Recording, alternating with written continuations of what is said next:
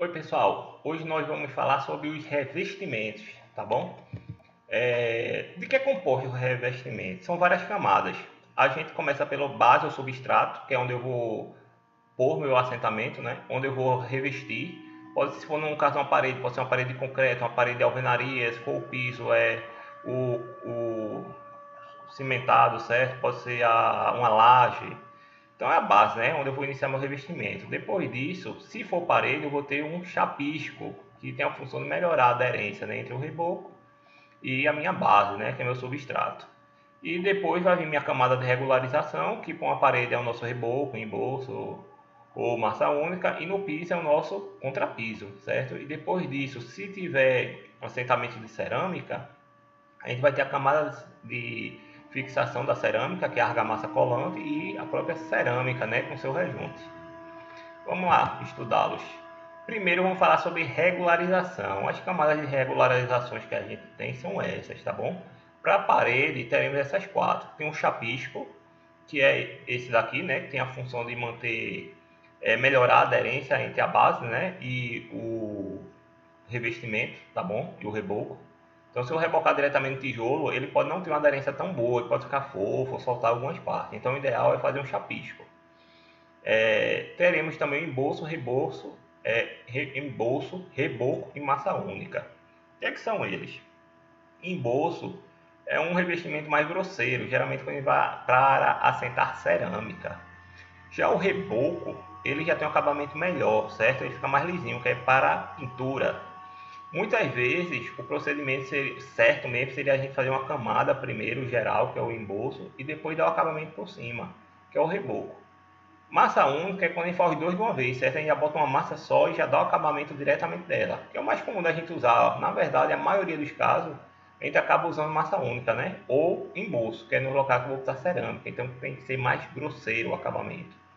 E para o piso a gente vai ter dois. Temos o lastro, que é tipo esse exemplo aqui, ó, que ele é mais grosseiro. Isso aqui é tipo como fosse um embolso que a gente usa, certo? Não tanto, né? Mas o embolso ainda tem um certo acabamento para botar cerâmica. Então isso aqui, o lastro, não tem que ter um contrapiso depois para botar cerâmica. O lastro é onde que a gente usa? É geralmente quando o piso é solo natural, a gente bota uma camada de concreto magro, tá bom? Para nivelar o terreno e dar uma resistência melhor ao piso. Então é um lastro, tá bom? Ou seja, é como se fosse uma laje, certo? Só que é no piso. E a gente tem também um contrapiso, que é o que vai vir depois, dando um acabamento no piso para nivelar ele todo, regularizá-lo e posteriormente assentar a cerâmica. Então, ó, nossa camada de regularização na parede, ó, temos essas etapas aqui. Eu vou ter minha alvenaria, né, minha base, né, que é o substrato. Depois farei um chapisco para melhorar a aderência, né, entre a base e o reboco. Em seguida a gente faz o reboco. Se for para botar só cerâmica, a gente para por aqui, certo?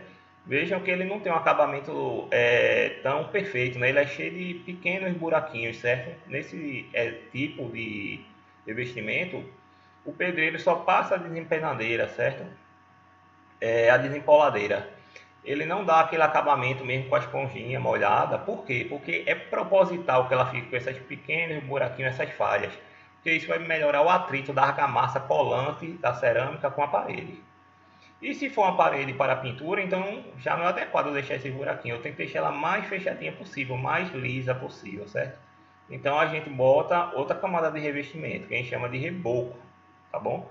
Geralmente esse daqui a gente usa areia grossa e no reboco com areia fina, para ter um acabamento mais uniforme, lisinho, certo? Para a pintura, porque se eu usar, eu posso pintar aqui, só que eu vou gastar muita massa corrida, não vale a pena. Então é melhor fazer um acabamento melhor para poder pintar, ok? Massa única é quando eu não faço os dois em etapa, eu faço os dois de uma vez só. Aí é a minha massa única. O chapisco, o mais comum é esse daqui, né? Que o pedreiro vai jogando diretamente com a colher de pedreiro. Tem jateado também, tem um jato que joga e fica assim. Mas também em algumas situações eu posso botar ele ou rolado, que é como se fosse uma pintura, certo? Eu pego ele e passo com um rolo de pintura mesmo aqui, deixo ele dessa forma. Ou posso passar ele com a desempenadeira. Os dois tipos aqui funcionam bem. Isso é mais quando é um teto, uma área mais difícil de aplicar, certo? Mas todos funcionam. Vamos ver aqui como é que a gente faz para deixar a parede no prumo, certo? Primeira etapa são postas taliscas, certo? Vocês já devem ter visto por aí. O pedreiro geralmente bota uma pedrinha de cerâmica aqui, olhando de lado, ó, fica tipo um montezinho aqui, ó, de cimento. Então isso aqui é para alinhar. Ele passa uma linha horizontal para deixar a parede toda alinhada e vai botando com distância entre 1,5 e 2 metros, que é mais ou menos a distância da régua dele, certo? Que ele vai usar. Então bota várias espalhadas pela parede, com mais ou menos essa distância entre elas. Depois que estão todas alinhadas, ele parte para botar a talisca de baixo. A talisca de baixo ele bota o prumo, encosta o prumo nessa e bota essa talisca aqui, ó. As duas tem que estar exatamente na mesma posição. Então esse prumo aqui, que é o prumo de face, ele garante que essa parede vai ficar toda nivelada, certo? Não vai ficar tipo assim, como fosse uma rampinha assim, né, exagerando, tá bom? Então tem que botar o prumo. Então para cada talisca dessa vai ter um embaixo, outro embaixo. Depois que ele fizer todas as taliscas inferiores, ele vai encher de argamassa entre as duas taliscas e passar a régua. A régua que vai garantir, ó, que isso aqui esteja tudo no mesmo nível, certo? Tudo no mesmo plano. Então passa. Depois que já tiver várias taliscas, ele enche de argamassa, faz um enchimento de argamassa entre as mestras, que a gente chama de mestra já. Essa ligação entre as taliscas é mestra.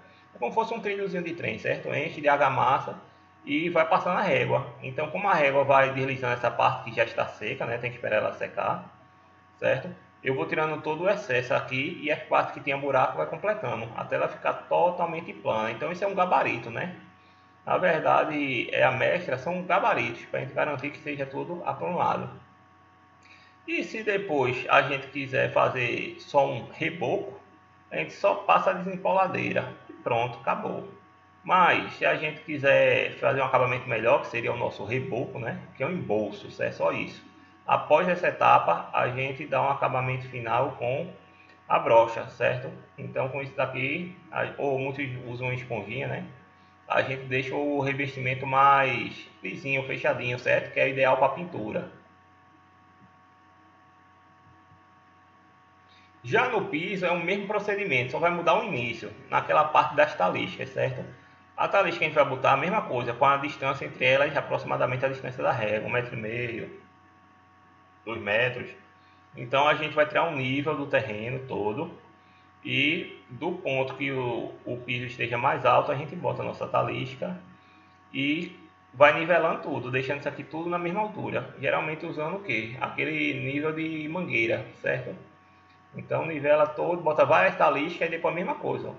Faz as mestras, né? Vai enchendo de argamassa entre as taliscas, faz a mestra e depois vai enchendo essa parte do meio, né? E a régua vai passando aqui, ó, encostando neles dois. Então vai tirando todo o excesso que passe dessa altura e o que tiver abaixo vai ficar os buracos, né? A gente enche de argamassa.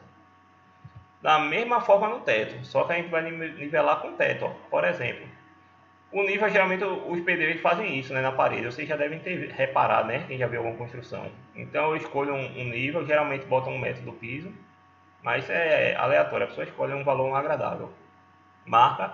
E com a mangueira, a gente tem como achar onde fica essa posição. Que não necessariamente vai estar 1 metro do piso. Porque esse piso pode estar desnivelado, né?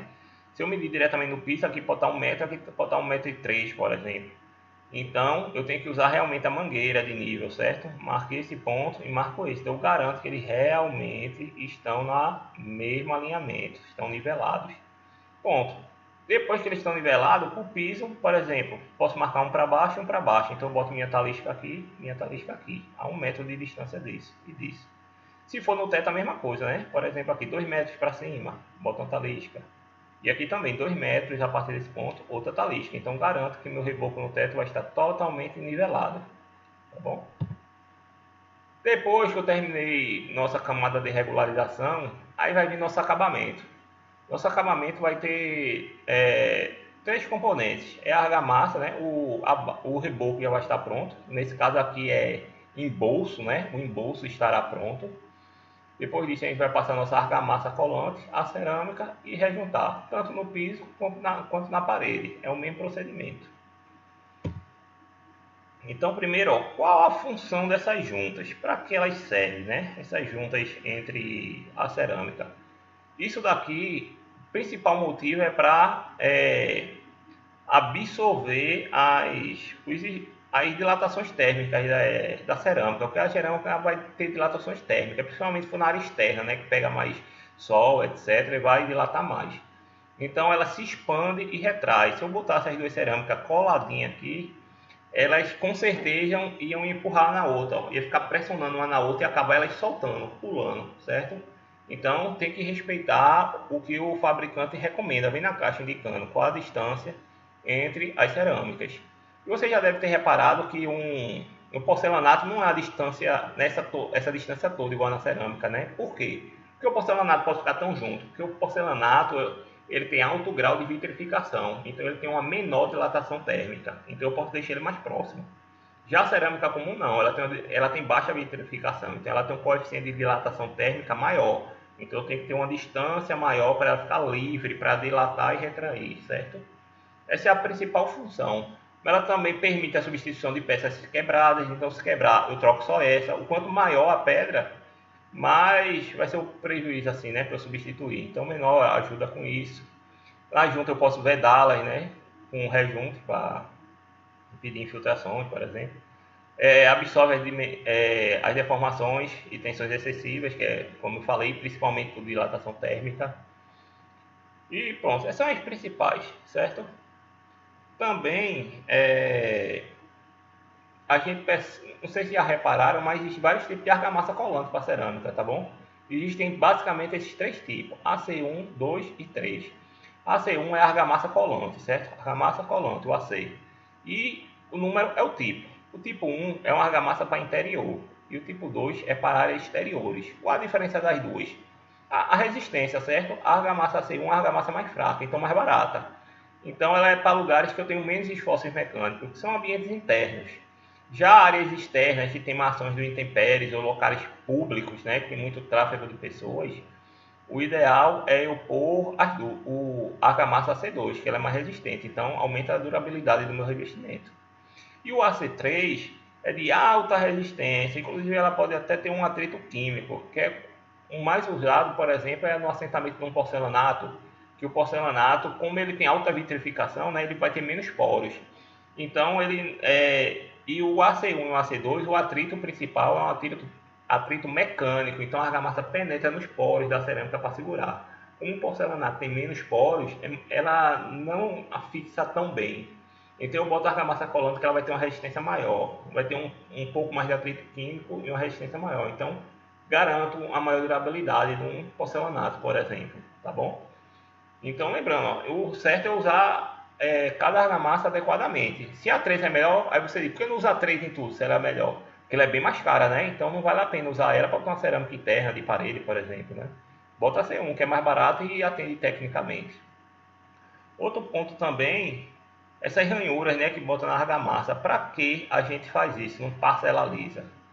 Porque isso daí é para melhorar também a aderência. Porque quando eu assento a cerâmica, que eu boto ela e bato com um martelinho de borracha, esses dentinhos eles se amassam, então eles deixam preencher esse espaço vazio.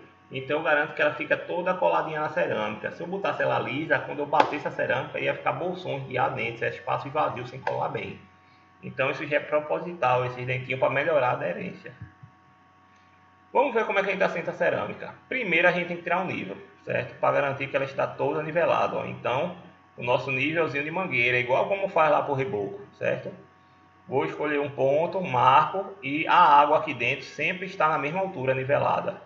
Então, quando o nível da água estiver no ponto escolhido, eu vou lá e marco aqui também. Então, eu vou marcando vários pontos na região que eu vou fazer. Então, já garanti que está nivelado. Depois disso, a gente tem que verificar algumas instalações, se não estiverem no lugar ainda, como peças sanitárias, mas principalmente portas e janelas, para a gente já prever como vai ser os cortes, a altura do teto também, certo? Para a gente já pensar o tamanho do trincho que vai ficar aqui em cima e embaixo. Então a gente tem que pensar tudo direitinho para assentar, para evitar. O ideal é evitar ter trincho em cima, né? O trincho geralmente fica embaixo, tá bom? Mas às vezes dá um trincho tão pequeno que não dá nem para cortar, e tem que dar uma distribuída. Então é bom sempre analisar primeiro para saber onde vai ficar o trincho. O trincho, lembrando, ó, essas pedras cortadas, que não são inteiras, que a gente chama de trincho, tá bom? E de preferência também, ó, o lugar que vai ficar trincho, tanto no piso ou na parede, tentem botar sempre no ambiente um lugar mais escondido, certo? Um lugar que seja menos visível, você põe um trincho. Depois disso, a gente já pode preparar a argamassa. Na parte da preparação da argamassa, a gente mistura ela no caixote. Ele já é um caixote. A gente não mistura tanto quanto um reboco, porque ela tem um menor tempo de pega. Então a gente só. E a gente demora também mais tempo para sentar, é mais trabalhoso. Então a gente só faz uma quantidade pequena, que é o que realmente vai usar. Depois que terminar, faz outra mistura. Depois espera um tempinho para ela ir dando a reação para pegar a aderência adequada para começar a execução. Certo? E a gente com isso vai usando a desempenadeira. Passa primeiro o lado liso da desempenadeira para espalhar e depois vem passando o lado dentado para fazer todas essas ranhuras aqui e assentar nossa pedra. Outro ponto importante, ó, quando a pedra é grande, principalmente porcelanato, a gente tem que fazer colagem dupla. O que é isso? A gente passa a argamassa na base e passa a argamassa também na parte de trás do porcelanato, né? Ou se for uma cerâmica muito grande, porque isso vai melhorar o atrito. Se eu passar só numa parte, como ela é muito grande, mesmo com as ranhuras, ainda pode ficar bolsões vazios assim aqui sem dar a aderência adequada. Tá bom? E para assentar as placas, ó, o certo é a gente ir assentando de baixo para cima, de preferência, ok? Põe ela no lugar, bota os afastadores aqui, certo? As juntas de dilatação e dou a batidinha com o martelinho de borracha para melhorar a aderência, certo? Melhorar a fixação.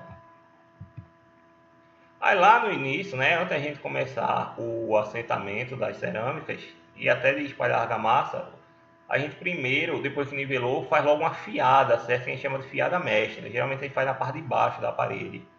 Já para a gente testar direitinho, ver a posição onde vai ficar o trincho.